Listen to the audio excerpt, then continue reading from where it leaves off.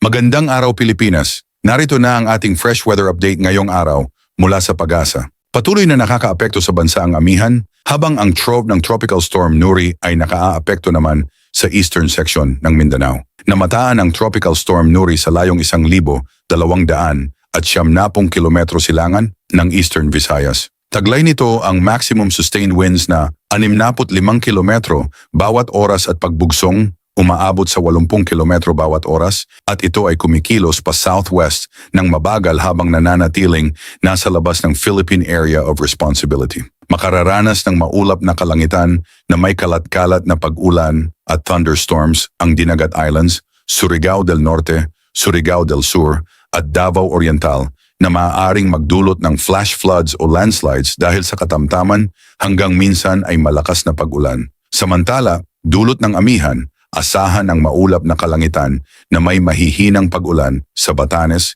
Cagayan, Isabela at Aurora, ngunit wala namang inaasahang malaking epekto. Sa Metro Manila, nalalabing bahagi ng Luzon at Visayas, bahagyang maulap hanggang maulap ang kalangitan na may isolated light rains dulot pa rin ng amihan. Sa natitirang bahagi ng Mindanao naman, magiging partly cloudy to cloudy na may isolated rain showers or thunderstorms dahil sa localized thunderstorms na maaari ring magdulot ng flash floods or landslides kapag lumakas ang thunderstorm. Sa lagay ng hangin at karagatan, magiging katamtaman hanggang malakas ang hangin mula Hilagang Silangan hanggang Hilaga sa eastern sections ng Visayas at Mindanao na may katamtaman hanggang maalon na karagatan na may taas ng alon mula 2.5 hanggang 3.4 na metro. Sa Luzon, katamtaman hanggang malakas din ang hangin mula Hilagang Silangan na magdudulot ng alon na 1.2 hanggang 3.1 metro. Sa nalalabing bahagi ng bansa, mahina hanggang katamtaman ang hangin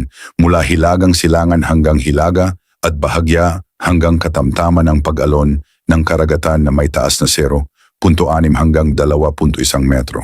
Pasuyo ng like at subscribe bilang suporta sa ating channel PWD. Ang ulat panahon na hindi ka iiwan, rain or shine. Ingat Pilipinas!